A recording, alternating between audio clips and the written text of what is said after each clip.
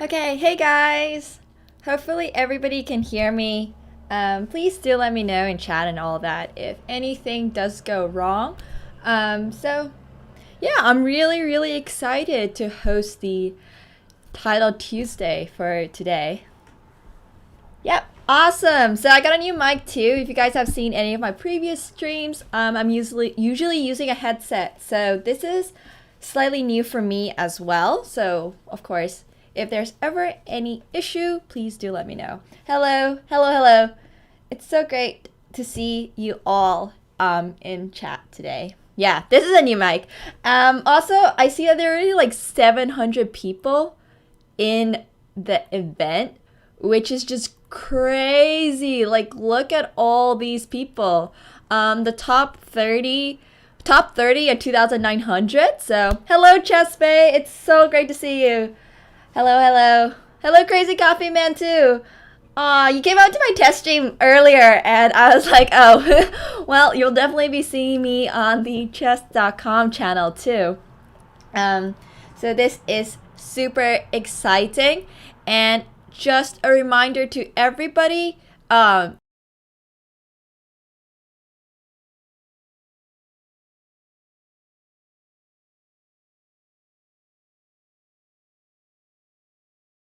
that is going to be so exciting. So we're going to have lots of interesting chess today. Uh-oh.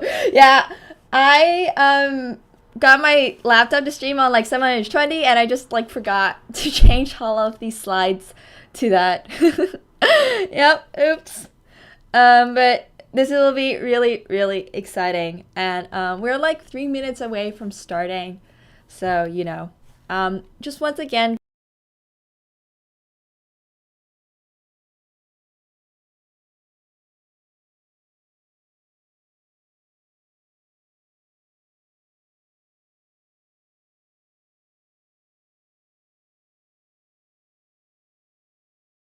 I think this will be like an amazing event. So super excited about that. All right, let's go scout out. Let's go scout out who all is playing. Oh, wait, are you able to hear me when I go into that?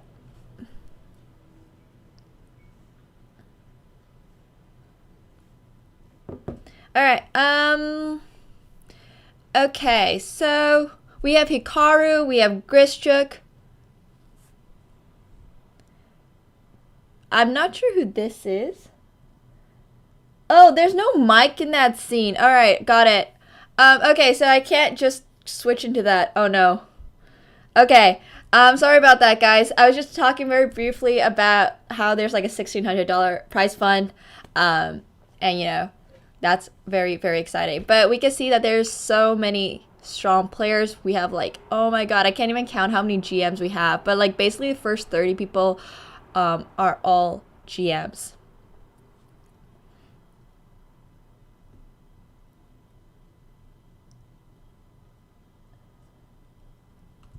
The event will run for roughly like I think 2 to 3 hours. So, stay tuned for some really amazing blitz. Okay, let's go check. It's gonna start in 30 seconds, guys. All right. Thank you for the sub, Vila. Hello. This is gonna be super exciting. Oh my god, I'm super excited about this too. We got Hikaru Grischuk. I can't pronounce his name. Parham, I think, from Iran. Very strong. Nihal. George Meyer. We got some really strong players here. And it's looking like the first, we have so many 2,900s. Ariane is here. First 30. Oh my god. Okay. All right. I think the games have started, so we will jump right into that. All right. Hikaru started off like B3, knight f3. Typical Hikaru stuff. Yeah, I haven't really followed these, so if you guys can give me details on all of these players too. Please do let me know. We have 9 rounds. It's roughly 2 hours. So we got a lot of stuff going on. Hello, Mega Man. Hello, hello. Okay. Hikaru's, as usual, he spent like 2 seconds. This is 3 + 1. So, you know, this is quite fast. Quite fast. Big fish is fiddle. Oh, and we already have a resignation from Black, who just happened to blunder his knight, which is no longer protected. Okay. Well, in that case, let's see how Grischuk is doing. Okay, so this one's looking a bit more even. We have no resignation on move 10 just yet. Hikaru has definitely been on the top for a while. So, you know, this is definitely going to be... Okay, so we see Grischuk using some time here. He's probably just figuring out what the theory might be in this position. Okay, he goes g6, probably going to play bishop g7 and then castle really soon. Well, it's really weird form of Marazi. Not quite a Marazi, but I think Black will come out of this just fine. I don't really see a good way for White to attack the D pawn. So this will be very, very interesting. Yeah. But definitely I think the biggest thing that's happened so far is, you know, Hikaru winning in 10 moves. He gets to chill, relax a little bit before his next game. Okay, so they're gonna play this out. Let's look at Fedoseev's game against Wimajim Oleka. Alright, this was an Slav modern defense. Okay. Alright, so this is all theory. Alright. Okay, now Black does have to make that choice finally about whether to take on b3 or moving the queen away. So, you know, this will be... Okay. She decides to not take on b3, which is probably smart because a lot of times the whole point of White, you know, putting his queen on... White putting his queen on b3 is that if Black takes, he can play a takes b3, and then White wants to, you know, take, potentially threaten a7. Alright. Hello, Black. Gluon. Hello, hello. Okay, this game looks like... Oh, okay. Let's see what Shuvalov is. Shuvalov versus Mishanek. Who's this? Huh. I definitely need to get more familiar with everybody's usernames. Okay, once again, coming out of the opening, somehow turned into like a Spanish style position. Alright, I'm not really liking these double pawns for Black, so however, what Black will be able to do is get his knight to d4. Alright, and we can see, you know, now White has accidentally gotten his knight trapped on d6. If he plays bishop takes e5, I believe, yeah, Black has now knight g4, and this will be interesting. I think White is trying to hold on to his knight. Let's see if he succeeds. Sarana, okay, thank you for letting me know. Alright, it's looking like White is trying really hard to not lose his knight, but unfortunately, after knight d4, it looks like the knight will be dropping. Alright, once again, Hikaru has already won his first game, so, you know, the second highest ranked is Grischuk. Okay, so let's take a look at Grischuk's position. Grischuk is playing Black. This is... You know, he's going to defend this pawn with his rooks. White's whole idea in this will be to sort of just, you know, attack the d pawn. So I'm liking this part about Vila. Definitely can confirm. Okay, so once again, let's see what Grischuk does in this position, because he does have to be very careful about his pawn, but also at the same time, you know, it's like, how does Black really progress here? All right, so he decided to play queen c7. Maybe now he wants to play rook here. You know, if he ever pushes d5, then this knight will also be protected. So this is, you know, in these kind of structures, Black's idea is usually just to play d5. But we have to see how he does that, because he can't push d5 straight away. So it might take a few moves of prep. But it's looking like he might consider playing b5. You know, he put his queen back here. First of all, this, you know, helps push the b5 pawn and also to potentially protect this knight. Okay, so he's just securing all of his pieces before he attempts to go for a d5 pawn push. Hello, everyone. Hello. Okay. Yeah, so he pushed b5 like I predicted. I think he was really smart in like protecting all of his pieces before he does it, just because, you know,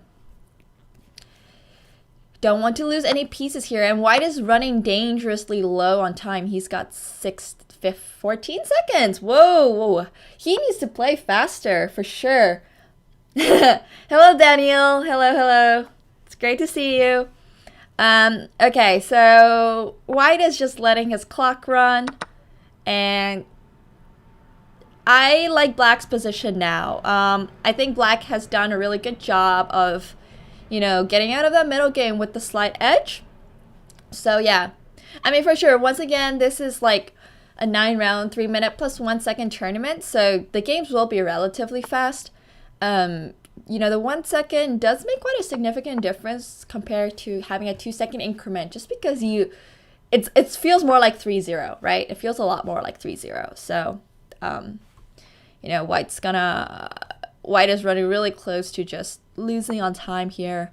Okay, white got this really nice outpost for his knight, and this is more. Oh, I was actually looking to rook c3, but this also works too. Now he's got this really nice square for his rook. You know, okay, and white has lost on time. Very difficult position for white to play, and Grischuk won it successfully. All right, let's take a look at Nihal Sarin's game. A very, very strong youngster from India. I believe he is 15. Okay, so white is running on the clock. Black's position is just so much better. Like, it's just winning. You know, it's okay. Now he's got the pass pawn, so this game will be definitely won for black. All right. Let's take a look at this. Also playing into the end game, we're seeing quite a few end games today. George Meyer is definitely winning. Just a matter of, you know, time. It's like a time scramble thing now, right? You have 5 seconds versus 3 seconds. Yeah, black is, well, not in this position, but I mean, white is completely okay. And George Meyer won. All right, so we're not seeing a lot of upsets yet. We haven't seen any upsets yet, but oh, okay. So this counts as an upset, right? All right, let's take a look at this. What happened here? All right, so we have Liam Putnam playing against Parham, and you know, it's a draw, which is really, really good for black. Black, first of all, 2,400 versus 3,000. So this has been very much an interesting game. Okay, let's see. So this has all been like theory more or less so far. So, like just coming out of the dragon, and it looks like black has managed to just equalize, you know, maybe even get that slight tiny edge because this pawn is so close to promotion, and white's king is feeling a little unsafe here, but it looks like Parham went for the perpetual, which is the best he could have done with black promoting so soon. So yeah, that was a very interesting game. Okay. So we don't have a lot of games left. Next round, let's take a look at like Anish Giri's games and all of that. But this was probably one of the like biggest upsets that I saw at, you know, the highest levels. All right, let's see who's still playing. Oh no, we just saw black lose on time in a drawn position. Oh no, that's a feels bad. All right. That always happens, right? In these kind of like 3-minute plus 1 second games, it's like somebody will probably lose on time at some point. All right. Hello, Ahmad. Hello. Yeah, that was a feels bad. it's always rough to like get that drawn position against a much stronger opponent, and then just because of time, you know. But I guess that's kind of like what it all comes down to, right? Because time is definitely a huge like key component of chess. It's not like we can neglect it. So, you know, if we're able to just improve on our time usage as well, then we would also be able to play at a much stronger level. Thanks, Joe. Thank you. I figured out how to improve all the settings on my laptop to 720, so we're streaming at a significantly higher than what I usually stream at. Okay, so let's look at Hikaru's game again. E4 c5. He played this g6 variation, which is not as common as some of the other ones, but it is still playable. I think it gives good opportunity to, you know, surprise your opponent out of the opening because they probably don't know what's going on. Alright, so Hikaru 3,233 against his opponent 2,600. When I get that new webcam, it will be even better. So, okay, so we see Hikaru doing some things with his knight. His knight couldn't go to f6, so he played knight h6 and then knight f7, just so he is able to castle very, very soon. Alright, this white is spending a lot of time, which is what I said about, you know, surprising your opponent out of the opening. Anybody can prepare the Alapin for like 20 moves, right? The main line of it. But, you know, if you play something that your opponent doesn't expect, like possibly with g6, then it's like, you force your opponent to think. And in these kind of tournaments, it's like time is a huge, huge issue. Alright, so game is still roughly equal. You know, I'm actually personally probably liking white's position a little bit more. Actually, that kind of depends on if black plays f5. Okay, so this might lead into black playing f5. I'm not sure, but he's gonna like do something like bishop e6, queen d7, get his rook out. And actually, I like black's position more here. And also, of course, black is threatening something with knight e4. Alright, so we have a lot of other strong players apart from the ones we've already looked at. So let's just take a second and see who else there is. Oh, there's so many above 3,000s. Okay, let's take a look at this one. Alright, so we've gone from Arai Lopez into a sort of, what defense was this? Black is Hikaru. Yes, exactly. Okay, so this is just Spanish. You know, roughly equal. White's bishops aren't doing the best right now on c1 and c2, but we also can see black's bishop is not doing the best. So, okay. Black does this break with d5, which once again is very, very common idea. From, you know, Spanish. Okay, so now maybe if black pushes d4, he can potentially create a passed pawn, which he does. I actually think black is doing really well. Black is doing solid. You know, he's also up a few seconds on Vladimirovich. I hope I pronounced that right. And this position looks like it could go either way. It could honestly go either way. So definitely black is a very strong player. 2,600 FF. Black from Greece, not sure if he is. Yeah, okay, so this is smart because now white basically has to trade his rook. And, you know, if going into endgame, you really do want that passed pawn. Alright, let's go back to Hikaru's game. Oh, a lot has happened. Okay, let's just run it back a few moves. Okay, maybe a bit more than that. Okay, so once again, we kind of saw it up to here. White took because of all the issues he was facing, and now that, you know, black decides to start attacking on the king side, which is very, very Hikaru-like. It's Andrakin. Okay, thank you. Yeah, I'm just trying to like remember all of these players' names. Okay, so white tries to, you know, defend his f-pawn. Black's position is looking quite good. You know, white has actually set up a very, very good defense against this because, you know, instead of just trying to defend his g-pawn, he's probably going to do something like rook h3, rook h4, try to attack black, which, you know, they did exactly what I said. But this guy, I mean, white is very low on time compared to Hikaru's 2 minutes. So this will be a struggle for black. I mean, for white to hold, because as you know, Dunes 21 has to play quite consistently against Hikaru in these next few seconds in order to not lose the game. However, this position is really difficult to play. Like, I wouldn't say white is worse per se, but it's just it feels a little bit more difficult to play. Like, black has that tiny bit of edge here.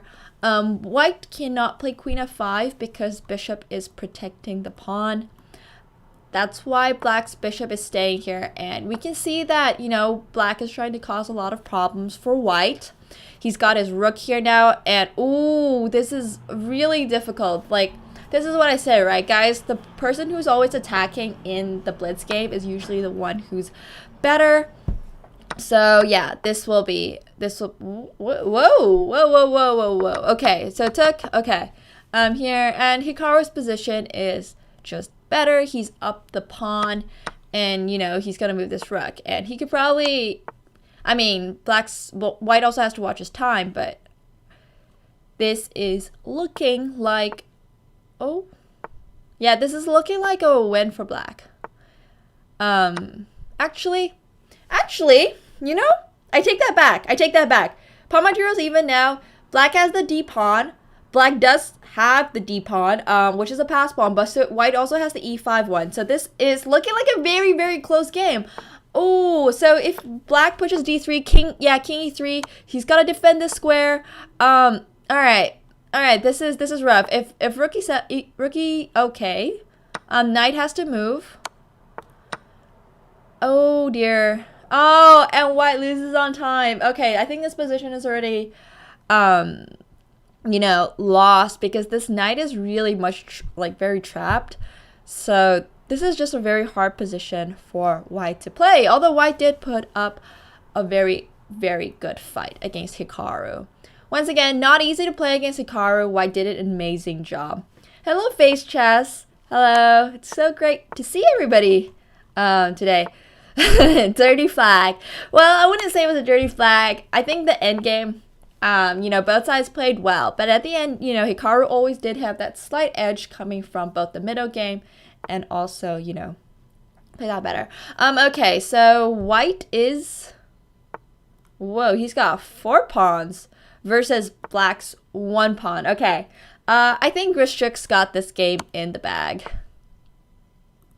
All right, let's look at Fedoseev. I am not from Hong Kong, no. Okay, white already won. This is an upset. Volodar Murzin, 2,600, against Fedoseev, 3,061. A win for white. All right, this is the London system. Amon did a really good video series on London for Chess.com. So if you guys want to learn more about this opening, you know, do go onto YouTube, Chess.com, and you'll be able to see that. Okay, yeah, black's position is I'd prefer black's position just because I have the central pawns, but I can see how the H pawn will be an issue soon. So, you know, oh dear, okay. The knight is gonna go to e6, and black doesn't have a really good way. I am doing well, thank you for asking. Hope everybody's staying safe too. So if the knight goes to e6, obviously a lot of issues for black. So black decides to do that. I don't really like this anymore just because these pawns are so easy to block. So black's position is already going downhill. Like, we can already see how this will become better. Whoa. Okay, and now we see like this knight is so annoying on e6. Like, if this bishop moves or anything, this knight is just like controlling everything, right? And then white will be able to take on h6. So black decides to sacrifice his, give the exchange sacrifice. However, once he does that, he knows that this game is like probably at best a draw for him because he is down on material. And, you know, it's very difficult to play positions which you're down material for a draw. Those are just much more difficult than playing for a win. Oh, Canada. Yeah. So I do live in Canada. Oh, okay, yeah. So this was just very, very unfortunate for Black. It definitely did not go his way. I can say that for sure. All right. Don't have many games left. We have one more game here. Bogo Indian. Okay, I think this game will go towards the draw. There's nothing that he can do. Yeah, and that's just going to be a stalemate. So once again, a bit of a upset. 2,600 Semen Conan against Miss Hanek. And it ends in a draw. All right. Okay, and then we're going to get into round 3. So right now at the tops, I do know Galakik, yes. So from right now on here, we can see in first place, we have Grischuk, David Paravian. I'm not sure if I remember who he is. Okay, we have Hans Niemann from the US, Vidit from India. We have so many strong players, so many people with 2 points. It's still very, very early on. Thank you so much for the sub, Face Chess. Thank you. 2 for 2. Yeah, 2 for 2. This is going amazing. All right. Once again, let's jump into Hikaru's game. Ooh, okay. So he has decided to play his B3 opening, I think. Knight f3, B3. Yeah, this is looking like his theme for this tournament. So this will be very interesting. I don't always stream on this channel. Today, I'm very specially hosting the Chess.com Title Tuesday event.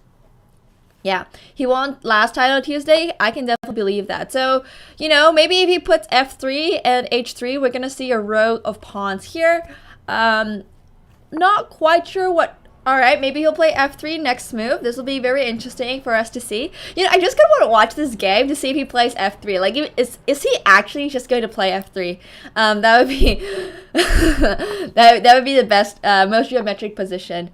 All right, he doesn't. He plays c4. Okay, so c4 makes a lot of sense, right? He wants to open up his bishops. Black very smartly does not take. Okay, so now this is looking like a bit more of a normalish opening, maybe something that I could have started from d4, except white does castle long, so I'm not really sure what any opening this could be, but still, it's very, very interesting. Thank you so much for the bits, Marshall. Thank you. It's great to see you on here too. Yes, you're right, Hedgehog. Thank you for pointing that out. Okay, so this is a very fascinating game. I do like white's position. I love attacking chess, and I can predict that, you probably play g4, h4, just to open up the h file and, start that attack. And for black, he's got something similar. He's got a4. So this will actually be a very interesting sort of countering each other kind of thing. And black wants to trade off the dark squared bishop by white because, if you have a fianchetto bishop, if you exchange that off, what's going to defend your king, right? So once white's dark squared bishop is gone, it will be kind of rough for white to play. Alright, this is a good idea, taking with the queen, just so we have that extra defense. Okay, let's go look at some other people's games. We have a lot of really, really strong players today. Tsausaya Abdulmalik. So Tsausaya Abdulmalik is one of the strongest, female. She is the strongest female junior right now. So definitely she is a player to be really reckoned with. And unfortunately, whoa, what is going on? I just realized white has sacrificed 2 minor pieces, and he is about to play queen h6, knight g5, trying to checkmate black. So we will find out if this is actually working or if this will be, successful. If black is able to hold this successfully, then black will just be up a knight and a bishop. Yeah, she is super, super strong. So fun story, Josiah and I have known each other for 13 years now. I first met her when we were 7 at a World Youth Tournament back when we were no, Josiah is 19, she's 20, we're exactly the same age. We almost have the same birthday. We're both born in January. And, one of us turned out to be And I am super strong. I am. You know, she's won World Juniors, all that. So it's interesting how different paths our lives can take. But I have known her for a very, very long time. Yeah. Carissa is 4 years younger, so we can expect a lot of really, really good things from Carissa. Hello. Okay, so this will be interesting to see if Dalsai can hold it. Right now, I'm thinking she can. Her knights are doing a really good job. However, White will be getting one of the knights back if he chooses. However, I don't think that's a good choice. Okay, so we can see that White really does, like, he's invested so much in this attack, right? Like, he's got to make it work. Oh, Carissa, isn't Carissa already a woman grandmaster? I believe she is. Yes. She's probably going for IM now. So Carissa is very strong. Definitely very. All right, let's go look at some more people. Whose game shall we look at? Is this Liam? Oh, okay. So, not sure if it's 27, if he's 2700 still, but I believe he was 2700 at least a few years ago. Follow Carissa on TikTok.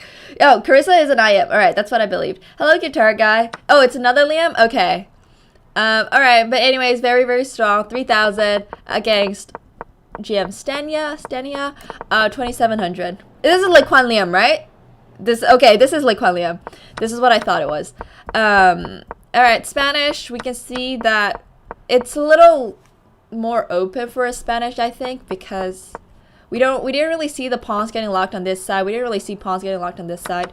So this has just gone into an endgame. And after, you know, rook takes c1, queen takes d7, it's looking like a draw. But once again, you know, because this is a blitz match and Liquan is slightly lower in time, I actually like White's position more just because he has more space. He still has this one bishop, even though it's not the most useful. We can always see something like, oh, maybe not a4 anymore, but this light square bishop is going to cause a lot of problems for this pawn. So yes, I do think this will be White's game. This is looking like White's game for sure. All right, so we can also look at Vidit. Very strong player from India on the Olympic team. You know, I'm sure you guys have heard a lot about him from all the interviews and all of. Hello, Tommy. Glad you approve. All right, so they're playing fast. It's an endgame, 2 bishops and a rook.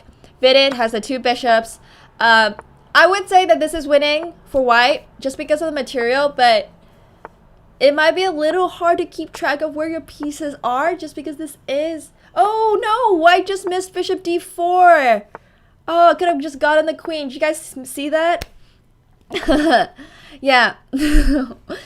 So, you know, White is definitely winning, but he missed a few chances, but I think this way works. You know, if he just like goes for that queen promotion, that pawn promotion, this will be fine for him as well. But he did miss that chess over there. However, very much winning. And we see Vidit won. All right. Okay, let's go back to Hikaru's game because it looks like, oh dear. Is this a losing game for Hikaru? Oh no. His opponent has 3 seconds, but once again, this is 3 + 1 and not just 3. So, definitely a lot of chances for Black to win. Hello, Black Squall. Vidit was trading with a niche the other day. That's a trading camp I want to get into. All right, let's go back a lot and see how Hikaru lost his queen. Yes, so Black's attack was a lot better than White's because he already had that a pawn pushed up, and this position is very uncomfortable because, you know, this king is so bad. Like he has no protection.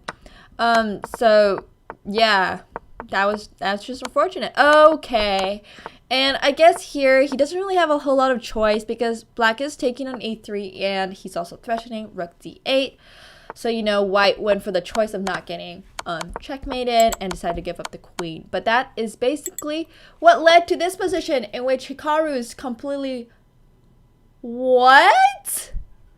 Hikaru is lost. But they drew by agreement.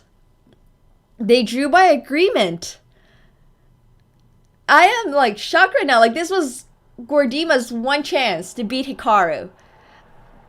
You know, and he drew. I mean, this is still probably a shock for Hikaru because he did win the last title Tuesday. But we do still have like 7 rounds to go. So you know, exciting stuff. How much did I revive? I think this is just one of those things that happen, right? Because if you're low on time, it's like, okay, well, how am I actually gonna think and win this game? So you know. Yeah, no, I totally understand, but I'm still a little surprised because I would have imagined this is Black's one chance. Like, you know, it's like a flex or something to say that I beat Hikaru. So I just kind of, yeah, it seems fortressly plus fear of flagging for sure. Thank you so much for the support, Marshall. Thank you. You can mess around for 100 moves for sure. I guess maybe he was a little intimidated by Hikaru. We all know how strong Hikaru is, and you know, a lot of things could have happened. Alright, we'll just look at this game. This is looking like a complete draw. Unless somebody blunders or runs out of time, but that's a draw. Alright, last 2 games remaining, and then we'll go into round 4. And after round 4, ooh, white won. Okay, yes, that is correct. After round 4, there'll be a short break. So, what is my process for approaching Blitz chess, and how does it differ from normal games? Well, I don't play a lot of Blizz. Thank you so much, Flagmaster. Thank you. Well, that's actually a really good question because I don't really approach Blizz chess. I just kind of play and hope it works out for the best. But when it goes to normal games, like when I'm talking about like going to a tournament, I actually do prepare those games, right? And like, you know, all that stuff. So I think there's just like no comparison. Like I don't approach Blitz chess, but I do approach standard. Yeah, regular chess, make good moves. Blitz, flag your opponent, kind of like that. Try to make good moves too, but I think I'm finding that it's a lot more important to just flag your opponent. So which is why I want to say, you know, it's not the best. All right, and we've seen in the rankings right now that Grischuk is now ranked first because Hikaru has dropped down. We still have a lot of people with 3 out of 3. So this will be extremely exciting. Alright, Grischuk against Nakachuk. Maybe a fan of both Naka and Grischuk. But this is not Naka versus Grischuk. Naka currently has 2.5 while Grischuk is at 3. So this is the Benoni. Did I get that right? Yes, this is the Benoni. Okay, I didn't just like stutter there. And you know, they're still playing the opening, so I'll leave them to that. Let's see if anybody else has something very interesting going on. Okay, George Myers still at 3 as well. French defense. Okay. So once again, go to theory. This is like a slightly more drawish line. So that will be very, very interesting. Flag means to like make them lose on time. Yeah, exactly. Thank you, Daniel. Nakachuk from North Korea Among Us. Definitely, I think he's a fan of, you know, Grischuk and Nakamura. Hopefully, I'm wishing this guy, Nakachuk, the best of luck in playing both Naka and Grischuk this tournament. He's already got one of those goals accomplished, so maybe he can play Nakamura later too. Alright, well, Black got himself in a little bit of trouble here. I wouldn't say it's like too problematic. Maybe something like Rook B8 will. I don't think White can actually take on B7 because it will be pinned. But yeah, I think White's position is not looking bad. Maybe we can expect a long castling is too much. Short castle, just try to get his Rook into the center of the board. Yeah, Rook D1. White's doing pretty well. So this is a lot like closer rated now. We're already on round 3, 2,700 to 3,000. So, you know, these will be some very, very close matches. Jordan, really? Oh no, it's from a Georg. All right, got it. I'm sorry. Everyone scrub all of the times I said George. I just assumed like he cut out an E from his name. Oh no. Okay. Georg. Georg. Okay, got it. I'm not fluent in German. I'm sorry, Vila. Definitely should pick up some German. All right, let's go look at somebody else. This is also looking like a very, very drawn endgame. Holy. Oh, it's a perk defense. And it was a perk defense where they immediately decided to just exchange the queens on move 5. So that kind of explains how on move 18 we've got a completely, basically, drawn positions. Georg. Alright. Nobody send this clip to him. Okay, another whoa, what the? Okay, how many pawns do we have here? Okay, so black is up 1 pawn for quite a...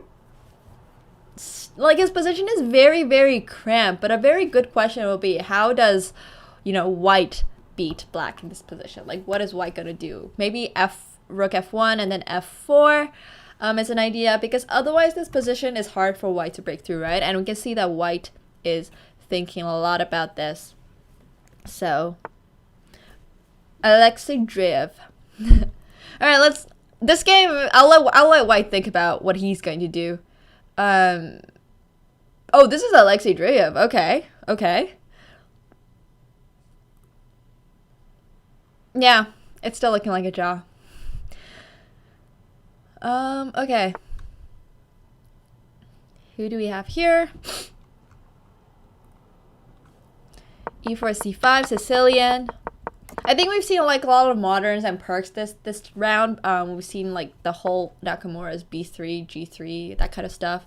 Oh, thank you, Bugaluko. What do I study? I'm doing a double major in economics and statistics with a minor in math.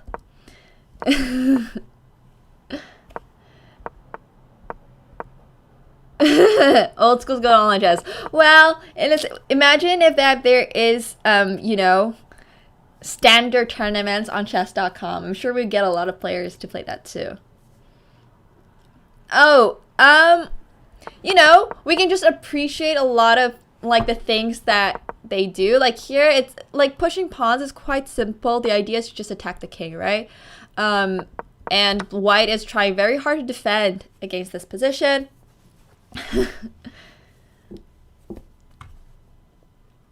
Hello, Andrea. Hello. Alright, so e takes f5, white is... Ooh, he's gotten the upper hand again. Okay, so once again, white has sacrificed that bishop, so he's able to do this. This is a very common trick in which, in like some Sicilians, where black leaves his king in the center of the board, where you try to use this idea in order to attack black. However, this time, you know, white's gonna assume play queen d1, presumably with attacking this bishop. He'll get the bishop back, and this is looking pretty good for white. Oh, congrats on being done with school. That's awesome. Okay, Nakachuk is still playing against Grischuk. Let's see if their game has evolved. Okay, it has. We can see Grischuk is trying to, you know, potentially penetrate on the A file. Oh, that was not what I expected. I kind of expected white to just take and play rook a6, but Grischuk has decided he wants to put his knight on e6, which is fair. Knight's looking pretty good on e6, but I still think I would have preferred if, you know, I just taken on b5, played rook a6. I think I would have liked my rook to be on the 6th rank. So, whoa. Okay, this is smart. This is like, okay, so I see his idea now. Trying to, you know, secure this pawn. Black's king is like in the middle of the board. This is looking very good for white. And yeah, this will be completely winning for white very soon. All right, let's go back to Georg's game. Okay, so it's looking kind of drawish. Maybe black could try pushing these later. But you know, for now, white just has this pawn under control. He has no chance of promoting this pawn, which is good news for black.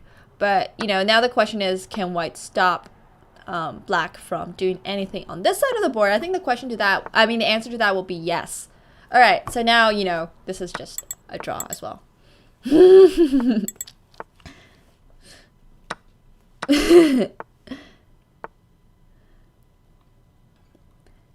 Okay, let's look at Dreyev's game. Oh my god. White has been offering like 3 draws so far, and black has not accepted. I'm not really sure where this game is going to go apart from a draw.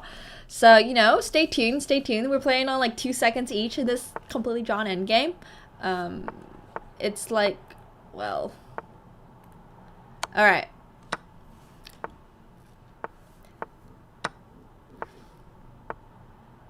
Okay, it might not be completely drawn. Wait, what if king f5? No, if king f5 still has bishop c2. Oh, what the? Wait, white could have like played anything in this position. If he had played maybe king d5, that could have been drawn. If he had played king f4, it could have been drawn, or king f5, anything. Oh no, white just lost on time. That is, oh. All right, well, it was a good flag by Alexander. A really good flag. But I think white definitely still had his chances in this game, for sure. All right, let's look at some American players. Oh, okay, well, Little Peasant has won. Alejandro has won. Let's look at Hans. Oh, this is just a draw. Hans is trying to, you know, squeeze that win in, but this will unfortunately not be successful for him. And once again, guys, remember that there will be a break after this round. So, Grischuk has 4 out of 4. Vidit has 4 out of 4. A lot of really strong players have 4 out of 4. All right, let's just finish this up. This will probably be a draw with best play by black. But once again, it's a blitz game, so anything could really happen. But I think if black just keeps checking, it'll be a draw too. Yeah, it's 1 second per move. All right, so now we will be going into the draw. So I'll just go grab a drink of water and, you know, I'll be back for round 5.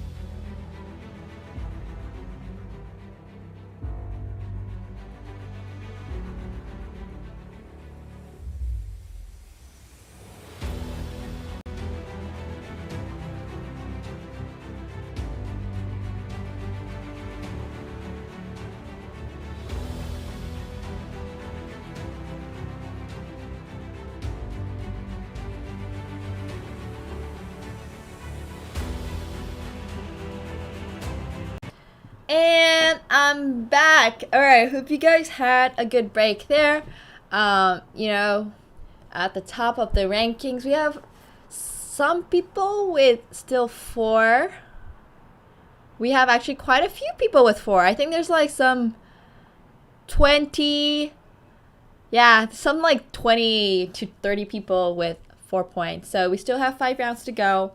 There will be another break after round 7. So, you know, very, very intense stuff. Did Hans win? I have no idea if Hans won. Hans drew. That game was a complete draw. And we will be starting round 5 really, really soon. Okay.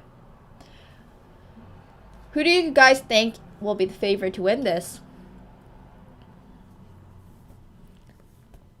Hello, Crazy Coffee Man. It's great to see you too. Grischuk? Alright, I think I'm still rooting for Naka. Even though he did have that draw earlier, I think still has a very good chance of winning this. However, once again, it is like a 9-round tournament, so you know it could be anybody's tournament potentially.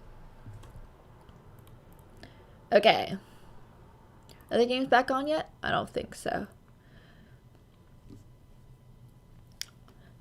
Naka hasn't lost, but he has drawn 1 game, as far as I saw. So, you know, that kind of lessens his chances a little bit. Speaking of which, round 5 is on, guys! Okay. Exciting stuff. Grischuk is really liking his G6 setup today. Even though white has not played C4, he's got A4 in.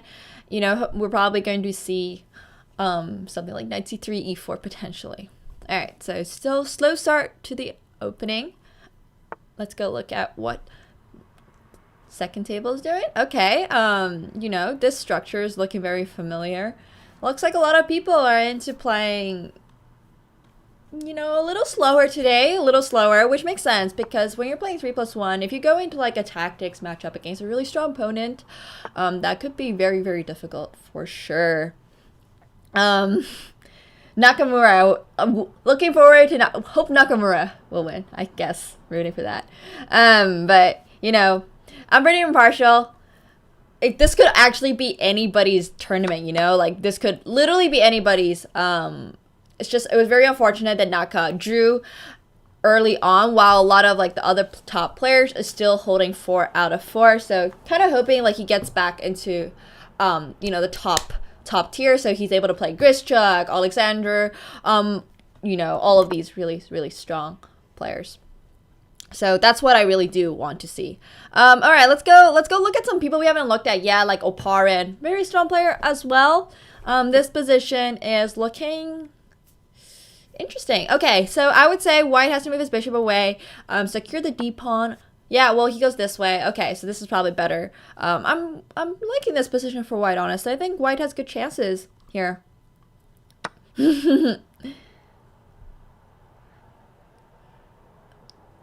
I think last time Naka won TD, wasn't that last week? I believe he won last week. Okay, what about Vidit? How's Vidit doing this game? Alright, so this is looking like, once again, a bit like a draw. White probably has slightly better chances just because he does have the bishop, but it's one of those end games where it's like, you know, one slip could really change the whole game. So I'm going to say black has good chances here. Also, black is slightly up on time. Not that it matters too much that I found in these kind of 3-minute plus 1 second things, but it could make a big difference. Alright, so white is really, really going to get that d-pawn. If black goes like full defense mode, he's probably going to face some troubles with his knight and his c-pawn. Like if he plays rook e7, first of all, white might have something like bishop c6, just attacking it even more. So this is, I'm going to say white's better. White's better, that's for sure.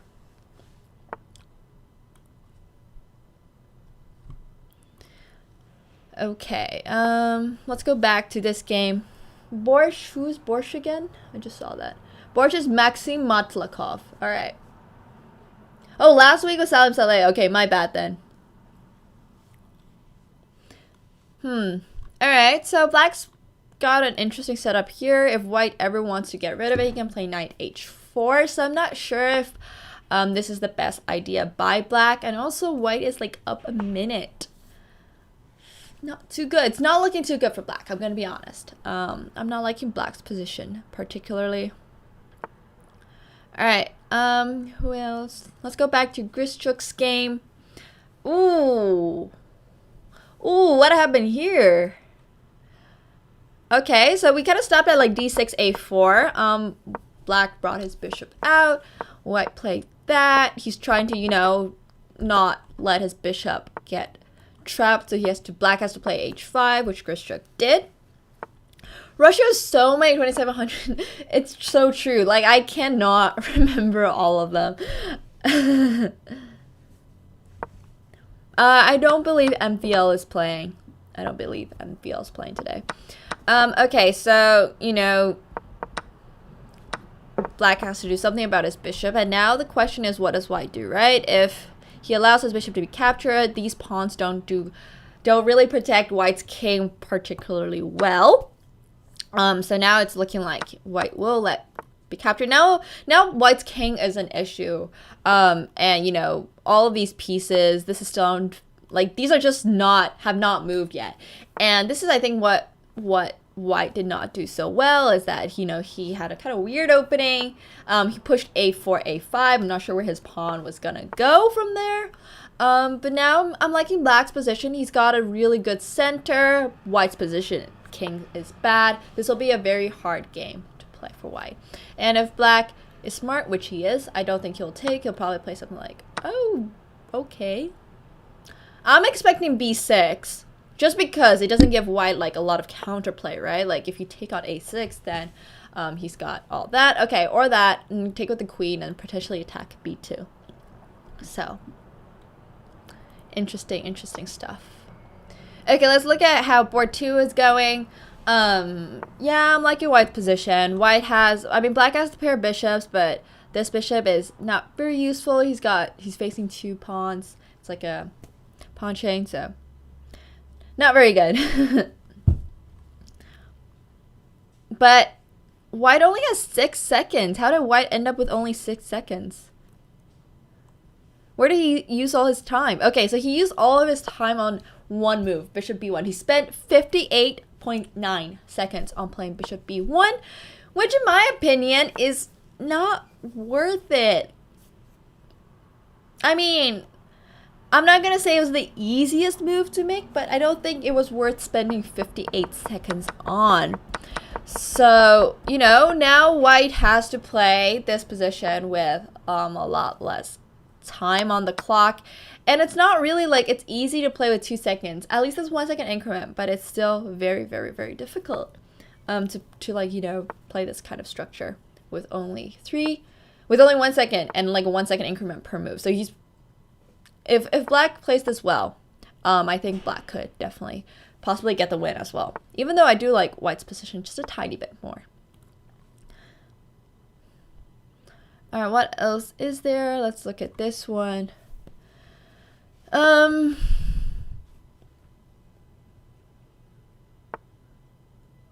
It's taking me like a minute to just look at everything. Like, whoa, everything's going so fast. White is trying to promote his pawn.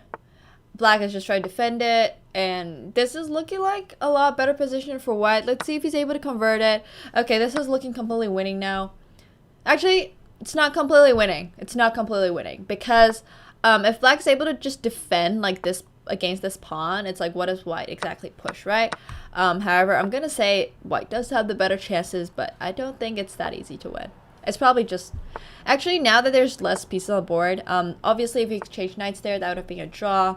I don't think white's actually able to push this pawn very, very far because it is a rook and knight versus a rook and knight. So, you know, white's winning chances lie in being able to pressure black into making bad moves because he is the one with the upper hand.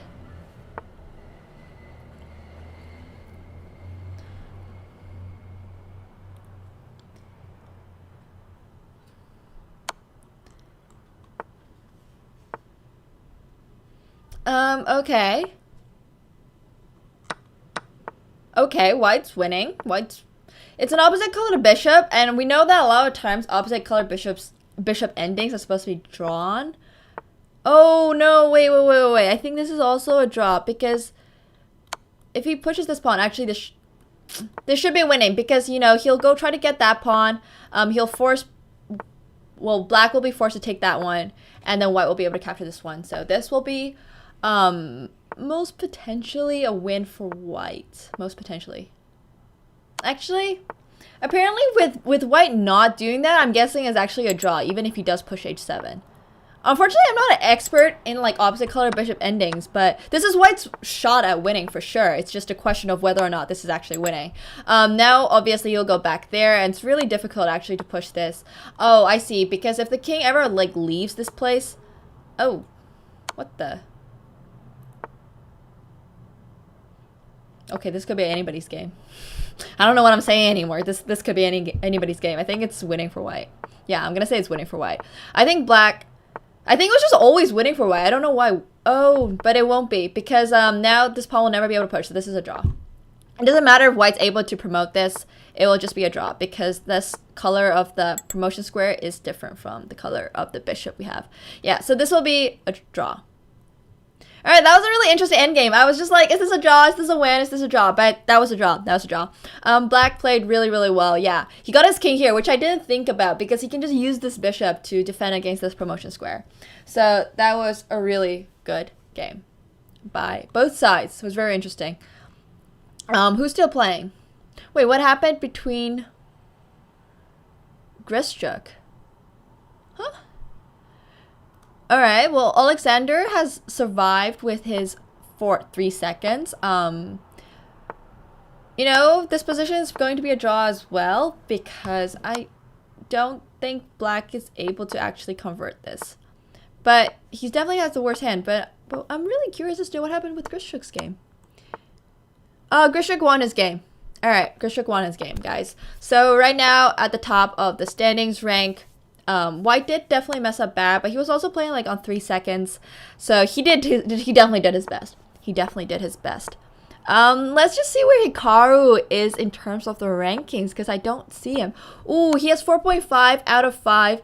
Unfortunately, 4.5 out of 5 does put him behind everybody else with 5. We still have so many people, you know, with 5 points. But I'm going to say Hikaru definitely has a really, really good shot at still, you know, making a comeback. You know, everybody with 4.5 still has a very good shot at making a comeback. You never know what happens in these next few games. Can I show the top of the leaderboard? Yeah. I believe this is the top of the leaderboard. So right now, Vidit is in top. Borsch. Who was Borsch again? Mutlakov? I think it was Mutlakov. What happened to Nakachuk? Let's see. The crossover between Grischuk and Nakamura. I don't see him here. Alright, he must have fallen pretty far behind the top 4.5 and 5 point people. But, you know, he did put up a fair fight. Okay. And this game was a draw after 136 moves. Once again, an opposite color bishop endgame. Alright. Is there any game? Okay, all the games have ended. We saw a lot of draws this round, a lot of end games. So, you know, we're getting some really, really high quality play. And I'm enjoying this. And I hope you guys are too. Let's check Vidit. I agree. Alright, Grischuk's game looks like it's going to be slow out of the opening. Whoa, we have an NM at 2,863. I respect him. I really do. Benjamin, another player with 5 points. They've already played a lot of this middle game. Alright, let's go find Vidit. Alright. Vidit's position is looking slow. It's a Sicilian. It looked like it came out of a Rouser, so the classical main line, I guess. And yeah, this is the F3 line. Pretty solid for both sides. You know, we eventually tried to attack as either color. This is actually exactly the line I play as white. So, you know, this will be a slow game because this is not one of the most aggressive ever variations. Like, you know, it's more of a like strategic attack than a I'm gonna push pawns at you. And yes, with d5, white's going to run into a bit of trouble. It's always nice to get your bishops like activated. So I think Vidit has very good chances to win this game. Rating is kind of close, but I will say that I think Vidit has more experience and all of that. So, it's looking like it's going to be good. Okay, let's go back to looking at Grischuk. Grischuk is still the favorite in this case. He's still a 5 out of 5. He's at 3,094. He is a little bit higher rated than everybody else. So, this will be a very interesting last few rounds. We're around 609.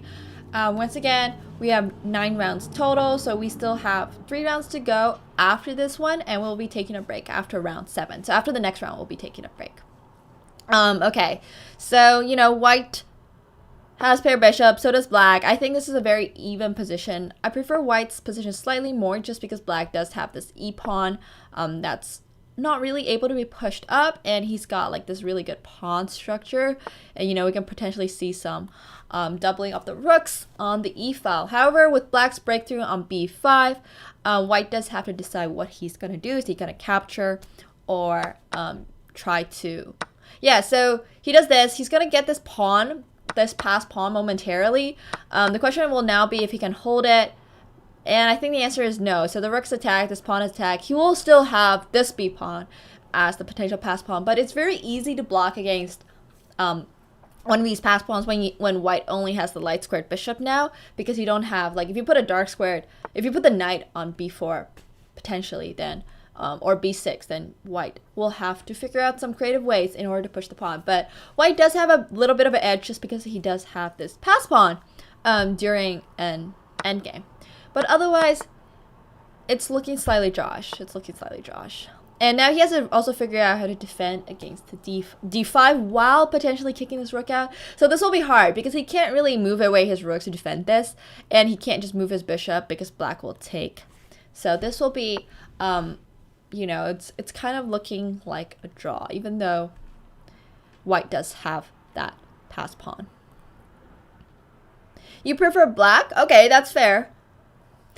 Because of the knight? Yeah, I just always think that, whoever side has the pass pawn is doing a little better in the end game. Because right now I don't see a way for black to ever capture this with his knight. So I do think white does still have that slight edge. Okay. Let's look at Matlikov versus, once again, a very strong GM, but unfortunately I do not recognize their handle. Okay, so what's going on here? Well, it's looking like white really wants to push c4, and okay, white has to move his queen. He can probably attack b7 at some point. Once again, one of those games that will probably go into the end game, and we'll see white slightly on the better part. Oh, thank you so much, Goolsby. Thank you. I am reading chat. Don't worry. So, okay, here we're gonna see white try to put his knight on c5. I like this square a lot for white because it's potentially an outpost, and also, like, any tricks we can have on b7 would be very, very beneficial to white, improving his position. However, black does have the bishop, but white does have the activity. So I'm going to say white's slightly better here. Okay, let's look at Benjamin Boxgame. Very strong player from the Netherlands. Did I get that right? Yes, Netherlands. Okay, so I'm not too sure. White's trying to attack f7. Black has only 9 seconds against white's 1 minute. 9. That is so hard. But this pawn structure is just so weird. Like, what? This king is on an open file. And white just did not care about his exchange. Alright. A lot of things are happening in this game. After that, what just happened, I think I'm liking black's position. Black does have that exchange up. I don't think it was necessary to give up the rook? Was it? You know, I can.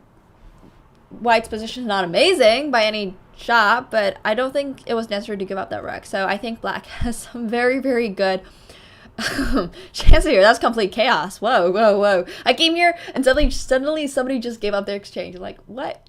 You did not need to do that. So black is like probably just winning now. The king has to like hide. But, you know, white doesn't really have anything he can attack. Like the king just can hide here. So it's looking really good for black, as long as he doesn't lose on time. Keyword. Okay, let's go back to these two very serious contenders against Grischuk. For whoever wins this game will, you know, might likely be playing Grischuk next round.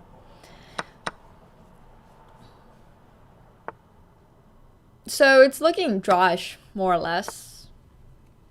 Ooh, but the knight's hanging, so yeah. It's looking more or less drawish. Black's position is a little better. But to convert, this will be a little difficult, except white is playing really low on time. So, you know, we might see some interesting things happen. All right, let's look at Vidit's game. Oh, and black just won by timeout. All right, Vidit. It's looking like we might get a Grischuk versus Vidit matchup next game. You know, he had a very, I was saying that he had like a slight edge, like he had that better kind of aspect of his position, but I wasn't expecting it to go this way. Okay, let's see what happened. Black does get the pair bishops, exchanges one of them, has a really good position for a C rook. And, you know, white giving up this H pawn does not help his position, even though I know it's difficult to protect. Oh, I see, and he took the A pawn. Okay. So this is like a game that could go either way, right? Like we have 4 pawns each. Each side has like 3 passed pawns basically. And, you know, we're just trying to see who's gonna win this, basically based on their passed pawns. And so now we actually have 3 passed pawns each, and unfortunately, you know, Swimmer Chess lost on time here. That's quite unlucky. I do think that black is slightly better because this pawn is higher pushed. However, it's still quite unclear what would happen, for example, if white just played queen e1 and then, you know, try to push his pawns. I do think it's better for black, but a lot of things could have happened if white had not lost on time here. The bishop is way better than a knight.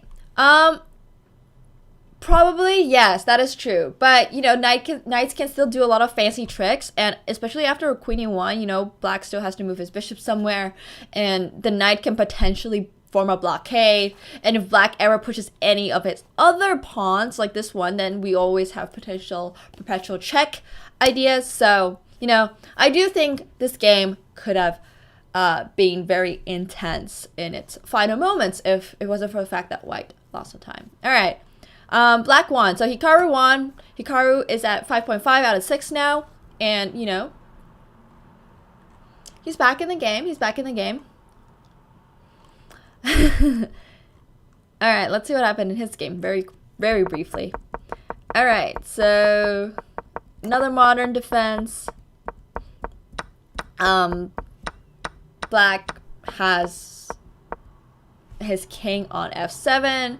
White has like this blockade going on, but, you know, if at any time black is able to open up the g file, then this would not be too great for white. All right, so at this point, I'm thinking like, you know, the whole point in these kind of positions that if you have a pawn chain on the light squares, right, and your opponent's bishop is a light square bishop, the question is your opponent able to like play bishop d1, bishop b3 just to capture your entire pawn chain? And I think in this case, since Hikaru won, the answer to that was yes. Yeah, like we can see how white really struggled with defending his light squared, you know, pawn chain because he has that dark squared bishop. So that's essentially how Hikaru won this game. All right, we have one last game. Krikor against Enrique. I've actually played I have not played against Krikor. That is a lie. I wish I did. But this is also looking like a draw just because of all the perpetuals and all that. So, you know, as long as nobody loses on time, this will also be a draw. Alright, so that was a very exciting end to round 6 of Title Tuesday. And we will be able to see, you know, we've got 3 more rounds, so it could honestly be, you know, we still don't know who's winning, right? We still have Vidit at 6, we still have Grischuk at 6, Hikaru's at 5.5, so we have a lot of chances here. And right now, let's take a look at the rankings. We can see Vidit ranked 1. We have Mutlikov at 2, and then Grischuk at 3. Well, these are people with all the same number of points. So, very, very intense stuff.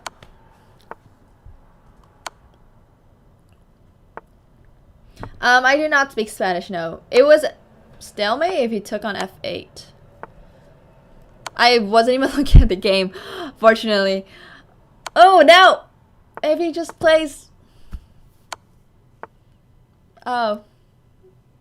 Oh. This is still a draw, right? Oh dear, it's not a draw anymore. Oh no. Oh, we're gonna see Krikor making a comeback. Yeah, if he had played Queen f8, that would have been a draw, because it would have been a stalemate. So, Krikor, good job, Krikor. That was really, really good. We also did see White miss the free pawn, but we are playing at, like, you know, 1 second each. So, a lot of things happen, even when you are a GM, at 1 second each. Wow, wow. But huge respect at watching Krikor win that. I mean, when you're playing at 1 second, I think anybody at that point is just like, you know, what am I going to do about this, right? Because it's very difficult to sort of balance out playing well with not losing on time. It's like, you know, no matter how good you are, obviously if the better player you are, the faster you'll be at it, but GMs are still prone to mistakes. Nobody is an engine, right? So we still do have to do a lot of these kind of things. Like we're still humans. If it was an engine, probably could have done it, but we're all humans here, and it's very difficult to play perfectly. But we did see a lot of chances for both, you know, black and white. As many of you have said, Queen f8 here is indeed stalemate if white takes. If he doesn't take, like, King e6, then, you know, he can keep checking, and that will most likely lead to a draw, just as long as white is unable to capture on g6 and black forces like white's king to just sort of hover around here. It would be fine.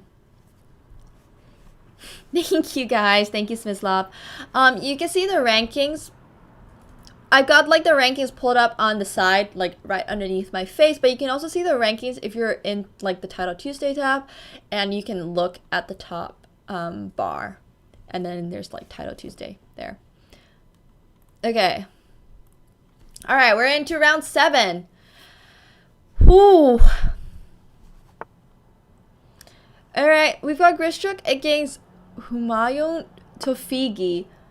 I'm not sure if that is his actual name, but 2930. He played Queen f8 before. It doesn't change anything. I think it was still being a draw for him though. So that would have been game changing potentially for him. But Krikor definitely played that very, very, very well. Humayun is his last name. Okay, got it. So then Tofigi Humayun.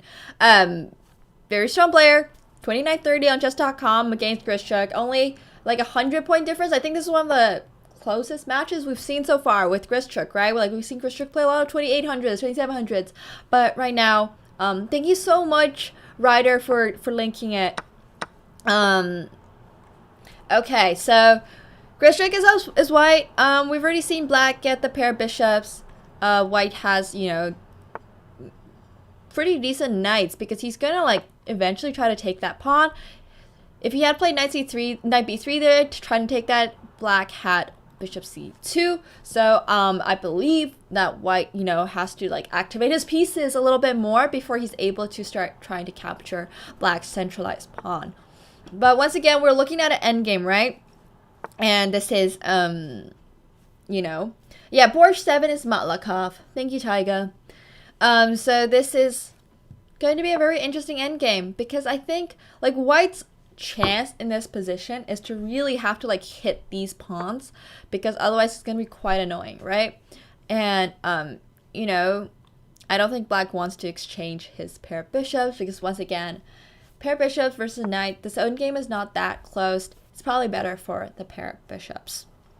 So this is one of those end games where we'll see like the GMs really grind it out. So it'll be very, very interesting. We'll come back to this game in a bit. But let's look at Vidit. If Vidit wins this game, I believe like and Grischuk wins, they'll probably play each other really, really soon. So once again, exciting stuff. We're looking at so many strong players here today, right? We're like Vidit is 2,700, Grischuk is 2,700. Everybody, all these people are really, really good in classical chess too, and also really, really good at blitz. Okay, so who is White? Is that Luke Mike Shane?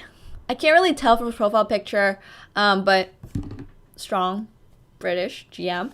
All right, White has to defend against the potential of, you know, the C pawn promoting. But you know, he's doing a pretty good job so far because he's like trying to put a little bit of pressure on Black. Black has to figure out, you know, what's he gonna do about this pawn because they can't really advance right now. He somehow needs to like maybe route this bishop back, then push c2, then maybe do rook d1. Oh, Gawain Jones. Okay, thank you. It's Gawain Jones. All right, so glad you guys cleared that up. All right, so we have Gawain Jones here, very strong, you know, British Olympia player. You know, all that. Okay, so we're gonna see Black try to potentially maybe move his knight here. Okay, he's moving his knight there. I wonder if he wants to exchange this knight. It's always easier to promote passed pawn, or like in an endgame if you're up material, or if you have passed pawns, it's probably easier to promote it if your opponent has less pieces, right? Because he has less things to defend against promotion.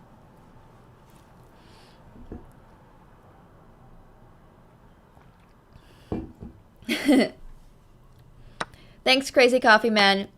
Yeah, so I am Chiyu. I'm commentating on today's Title Tuesday. We have like 918 players in today's event. Holy, that is actually just so many people. All right, if Hikaru wins this game against Matlakov, he might be able to make a comeback into the top ranks and potentially get that game against Vidit, which he so desperately needs if he wants to win today's event. But also, you know, this is a position in which Hikaru can definitely win. He is, okay, well, we just saw that. He had that, he's up that exchange. He's, you know, pressuring Black. I think this is just totally won for White. So yeah, so Hikaru is back in contention for first place. It'll be very, very interesting to see how the rest of this goes. Okay, we got Hikaru win. Let's go back to Vidit's game. Oh, what?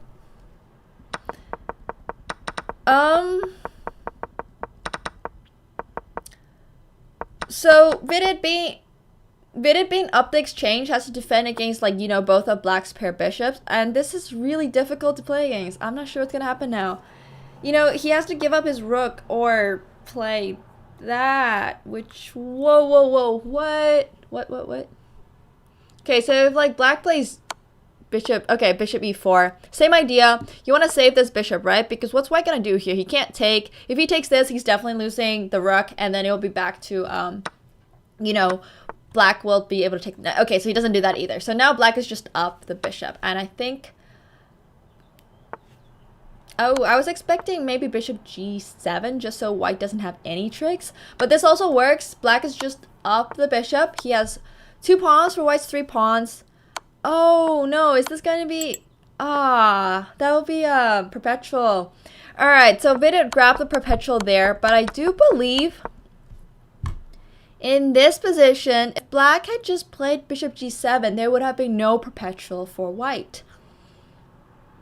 Just because your bishop is like so much safer. I mean, your king is so much safer with the bishop in front of it, right? If the bishop is on g7, you know, White can't play rook c8. White can't play knight f6. So, Yes, so Gawain Jones did miss that here, but of course, it's very, very easy to miss these kind of moves, especially when you have 4 seconds. It's different.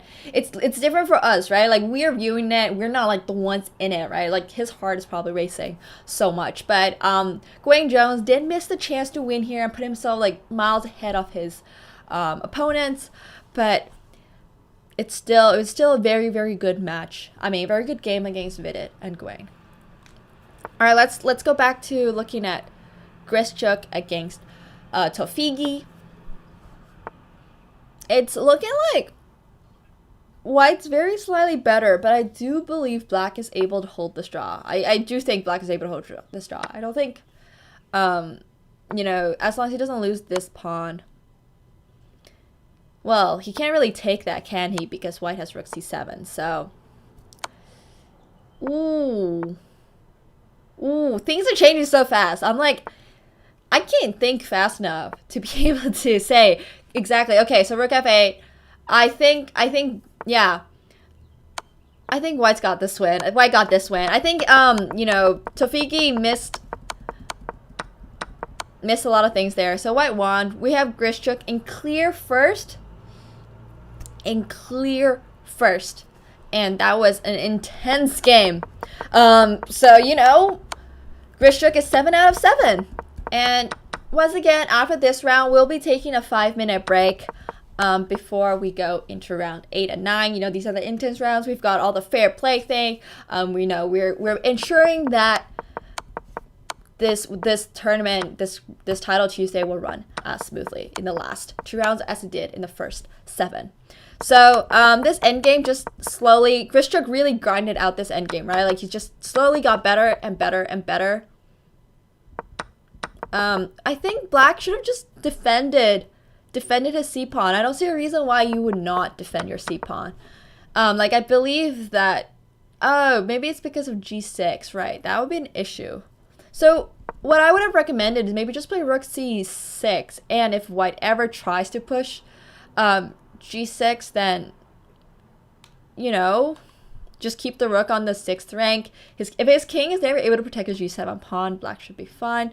But once again, it's a very intense game. And I believe KNVB is Amon. Alright, and Amon has the draw. After 133 moves. Who was the 5th, 6th player that got paired down? Alright, so right now, you know, we have Grischuk in first, clear 7 out of 7. Vidit has 6.5. Gawain Jones has 6.5. Demchenko has 6.5. Hikaru has 6.5. We have so many people at 6.5. And now it's just a question if Grischuk is able to keep his, you know, lead. Alright. And that being said, we're gonna see White win this endgame. So we will go on a short break for 5 minutes, and once we are back, it will be exciting to see the last 2 rounds to determine who wins. So I'll see you guys very, very soon.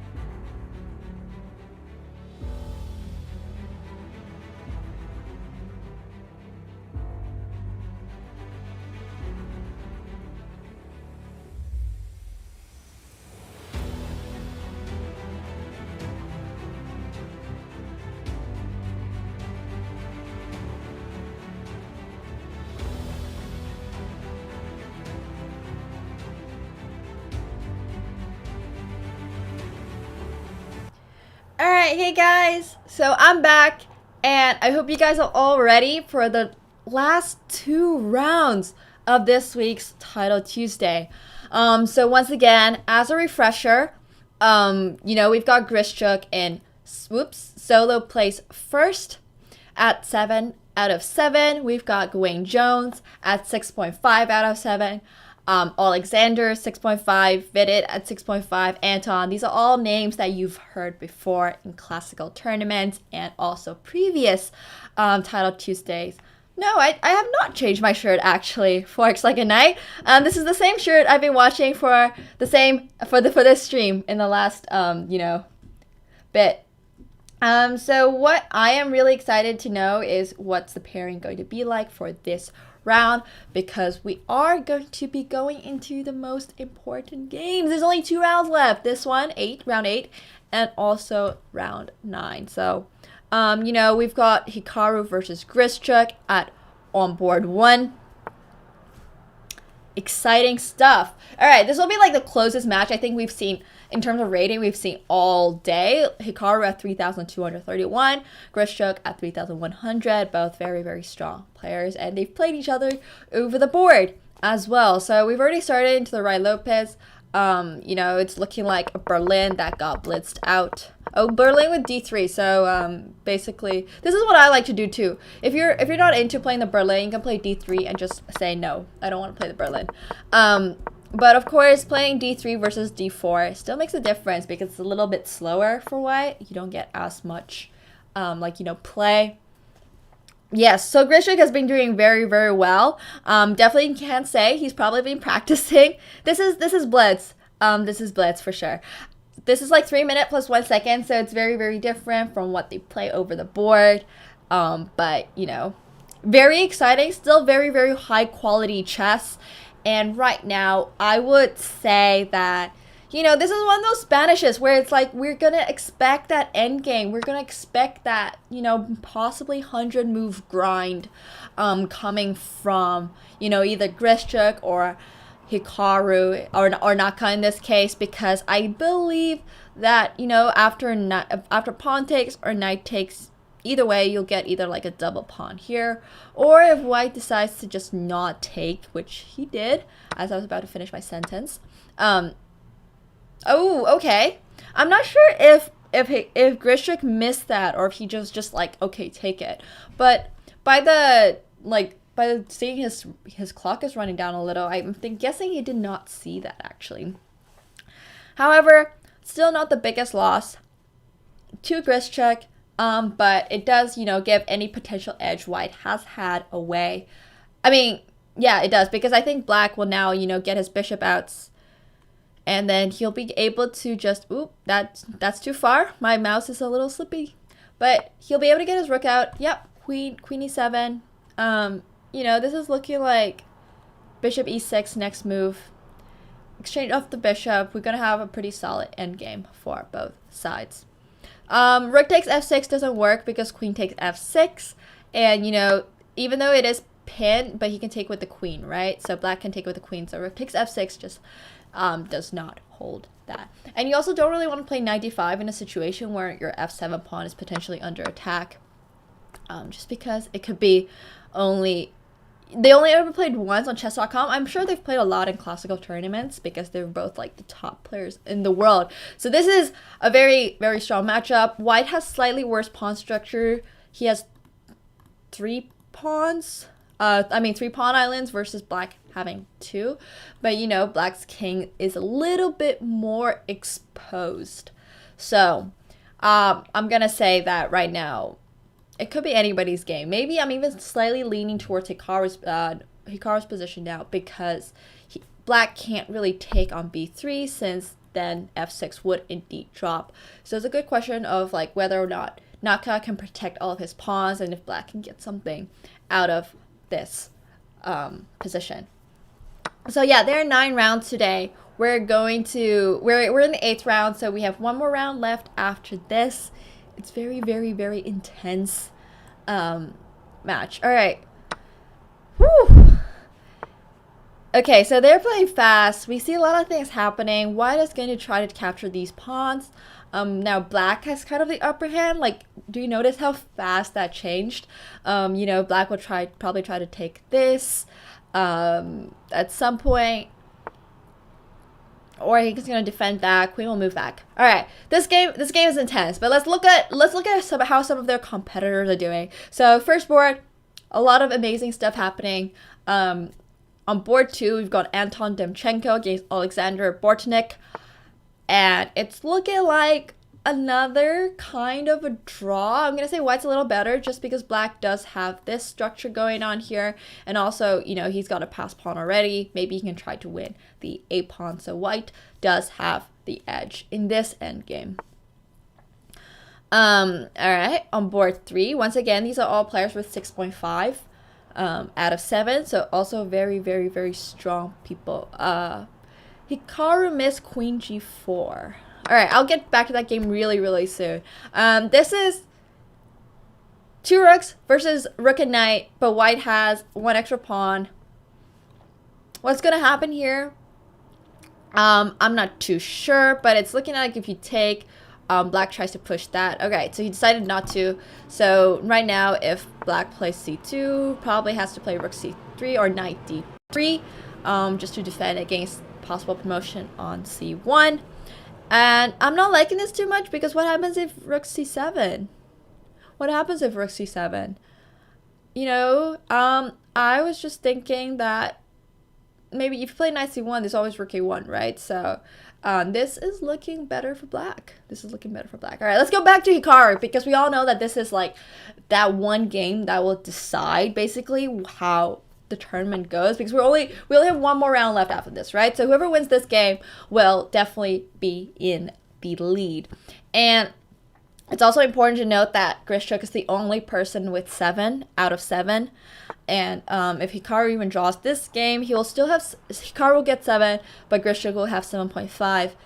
And, you know, he's still 0.5 ahead of everybody else in the field. So we'll see how this match turns out, because this is definitely going to be the most intense and most important game. Yeah, so Grischuk has 4 seconds, not a lot of time. Naka has 13. You know, we gotta see Grischuk play a little faster if he wants to be able to, you know, hold his position, because once again, when you have less time, even for a super GM, it's very, very difficult to you know, oh dear, and Naka won by timeout, guys. Naka won by timeout. You know what this means? This means that Naka at 7.5 is back to leading the board. He's back to being on top, and this is really, really important. So right now we see one other person with 7. With 2 other people with 7.5 out of 8. That means Sean and Wonderful Time have both drawn their games.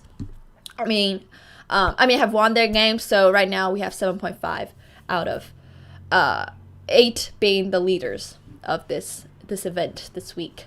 So let's take a look at how some other people with 6.5 are doing. Let's see how many people will have 7.5, because otherwise we'll be going to round 9 with a lot of people potentially at the top of the leaderboard, and then it'll come down to tie breaks. So that was Renee. He had I think like a slightly better position, but I wouldn't go as far as to say winning. Like, obviously white cannot take here, so I think that, black cannot take on f5, so, you know, this does cause a lot of trouble for black, but I still think he could have maybe, oh wait, no, he is completely winning, because he has to move his rook and his knight. So, you know, if his goes there, then this is just a very, very uncomfortable position, right?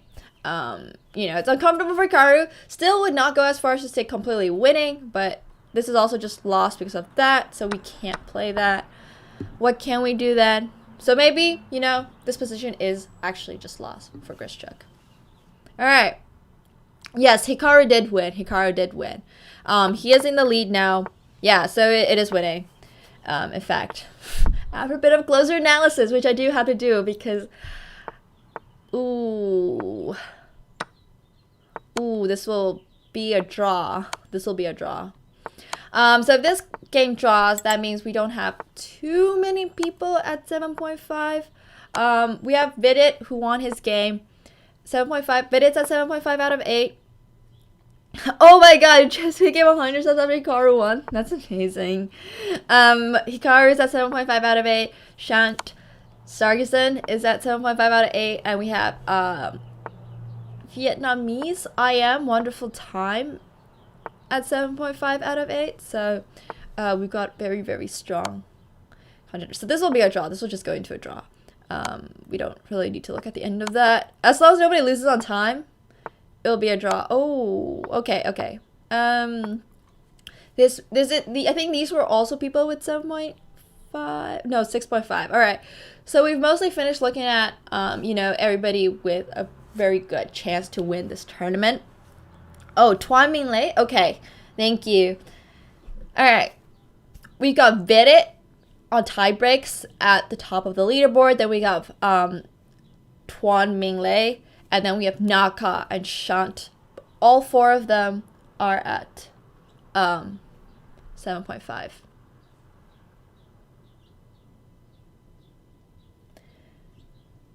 India, I'm not sure actually. That's a good question. All right, we're going to the last round, guys. We're going into the last round. And we have Hikaru against Vidit for the title contender this week's Title Tuesday.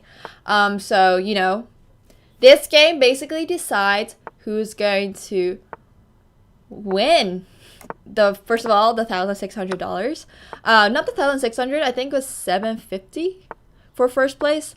But yeah, this will be definitely a very, very interesting matchup. Okay, so we're in the Catalan. We played the D takes C5 line, Queen takes C5, and this is all theory. Let's see what happens after they go out of theory. Hikaru's thinking a little bit. We'll let him think. We also need to remember that okay, we also see that Tuan Minglei and Shant Sargison are both at 7.5, right? So if either one of these players wins their game, and if either one of the players in the Hikaru versus Vidit game also wins their game, then we might be able to, get that, tiebreaker. So basically, this will be very, very interesting, because if any of these people win, then they're also contending for the title of this week's Title Tuesday. So, yeah, either one of them can win, right? We don't know what's gonna happen. This match is also very interesting. White has a pretty good center. Black will almost never be able to push e5. However, the question will be, how does White break through in this position? Because it's also not easy for him, right? He no longer has that center pawn being able to push e4 or something, so he has to also be careful. Also, it's a close position, so I'm gonna say that Black's bishop is not doing too well right now. However, Black's light squared bishop could potentially become strong by going to h3. So I'm gonna say very, very intense. All right, so we've got Grischuk now on board 3. He's playing against Anton Demchenko. Both have 7, so both players are not in the best position to be first. Aw, thank you so much, Shining Timo. Really, really appreciate it. It's my first time doing a solo commentary. So I really appreciate you guys, and thank you everybody for watching. I can see that we have 5.1k viewers, and wow, thank you all so much.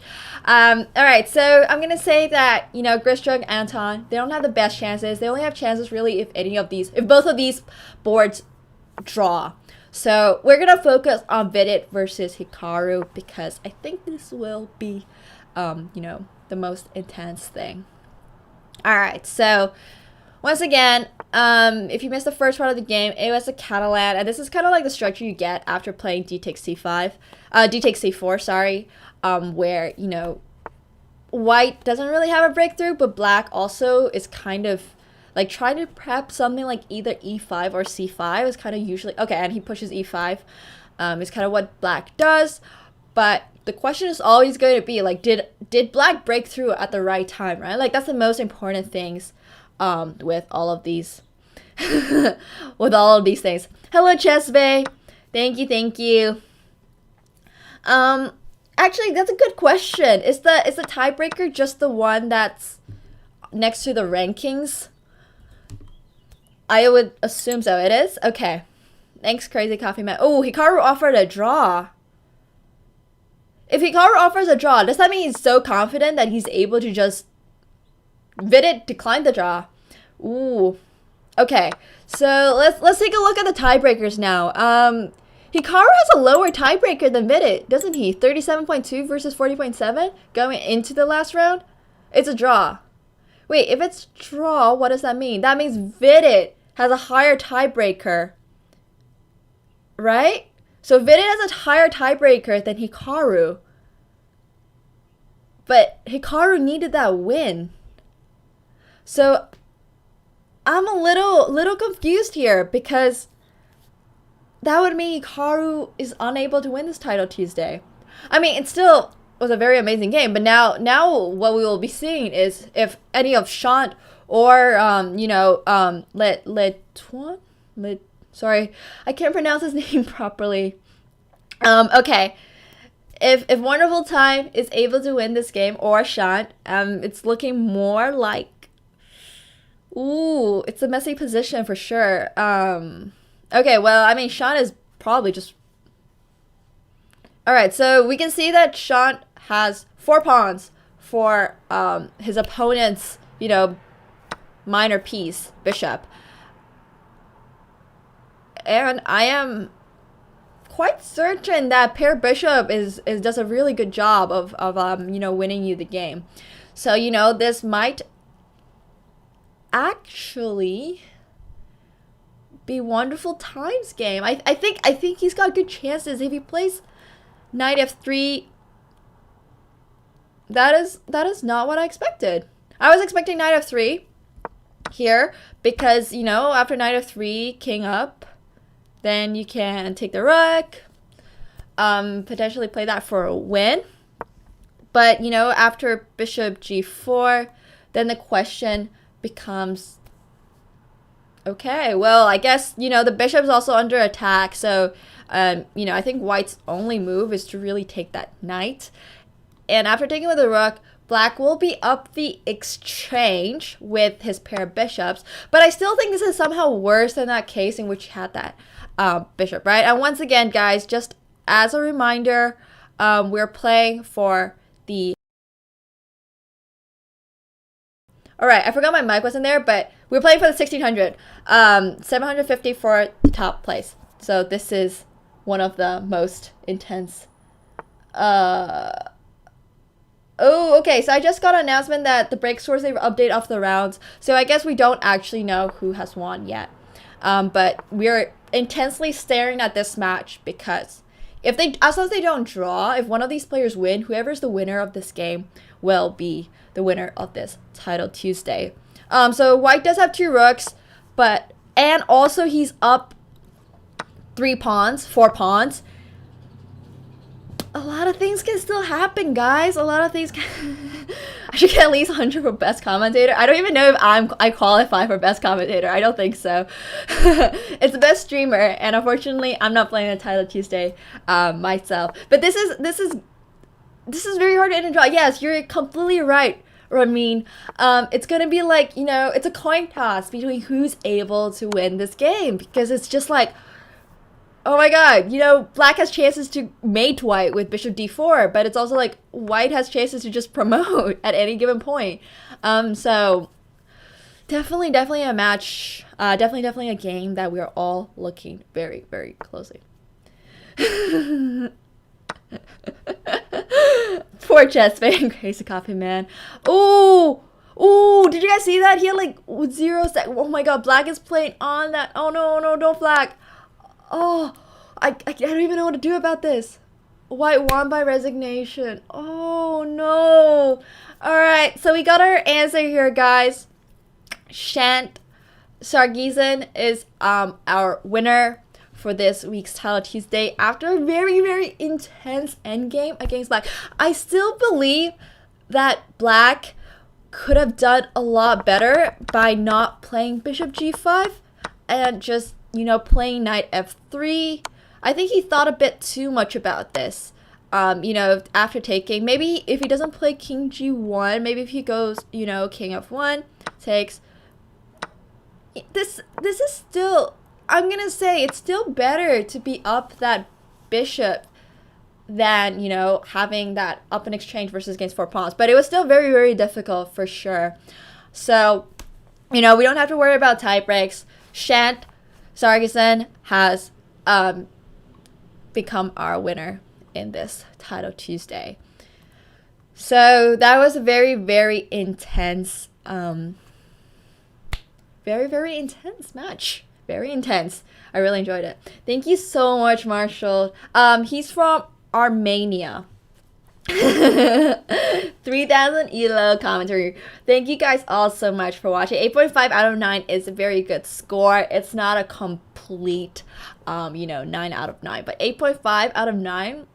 Huge congratulations to Sargison for, you know, winning this, and also for putting up such a wonderful, wonderful performance. Yes, I was very surprised by the game in which Vidit and Hikaru drew, because while on one hand, yes, it's a draw, but I've also seen Hikaru like play for a win in less favorable positions, I guess, right? So I was very surprised, because I'm also sure he knew that the other board could have, like, anything could have happened, right? So you know, a lot of things could have happened in this, in the last round. A lot of things could have happened.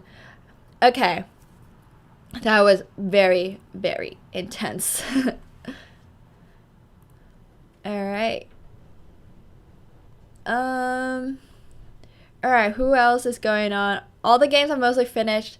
So, I'm gonna just say a few finishing words, and then we'll be rating Hikaru.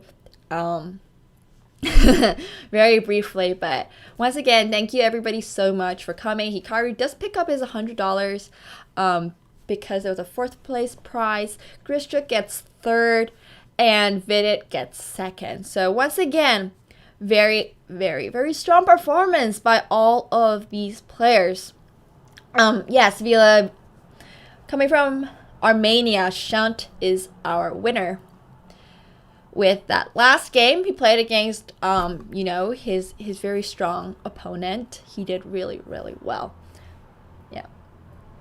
Thank you guys so much, everybody, for coming. We will be rating Hikaru very, very soon. But once again, I just want to thank everybody so much. And I will be... Oh, that was not what I wanted to do. I'm sorry, guys. All right, wait a second. All